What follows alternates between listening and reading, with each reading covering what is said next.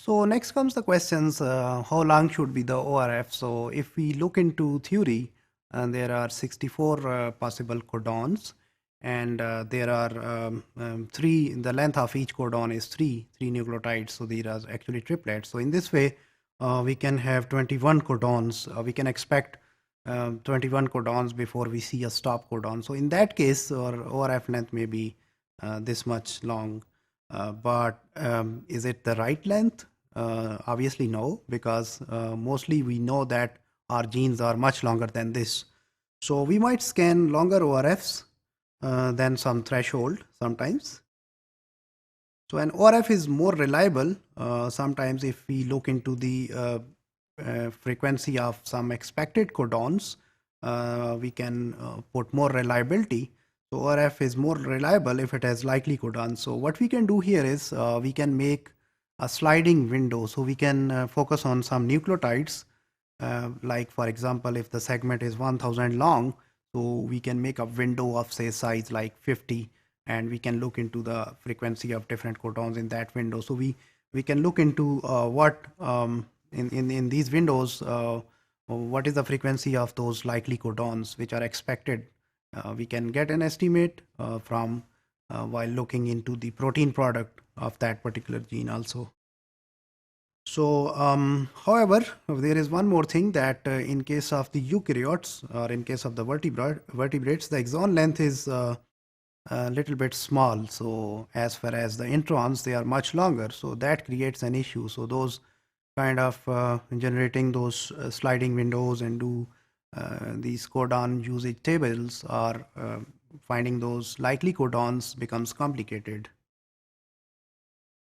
So we might then break up the fragments into hexamers, two codons at a time. So we can look into these presence of these six units or six nucleotides together, or two codons together, and we can have a comparative ratio of different hexamers or frequencies. So that can support in order to correlate those ORFs to the true genes. Tools which are defined to identify ORF, they are called as ORF Finders. So there are three famous tools. One of them is NCBI's ORF Finder. Then there is ORF Investigator, and there is ORF Predictor. So I will go and elaborate a little bit about this NCBI tool because it is more frequently used.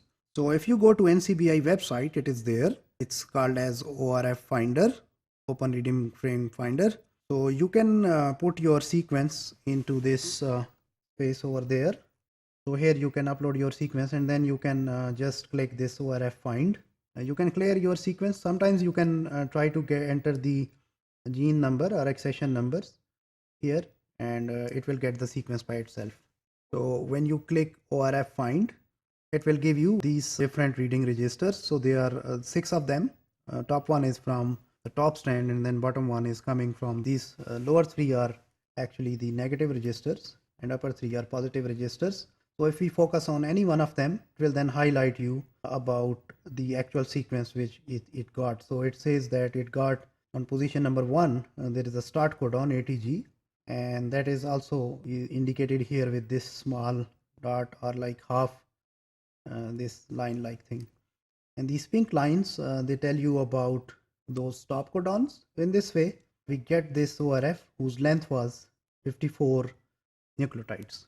Now, same way, it can also give us the protein it is encoding. So as you see that ATG is encoding methionine. So that is the case which is true for almost all of the proteins. So the first codon is ATG, and where we have the stop codon, we will observe that static. So here it means that our translation, our protein synthesis stops here.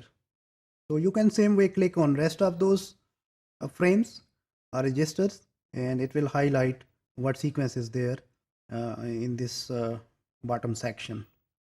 So ORF provide important evidence as far as the gene finding is concerned.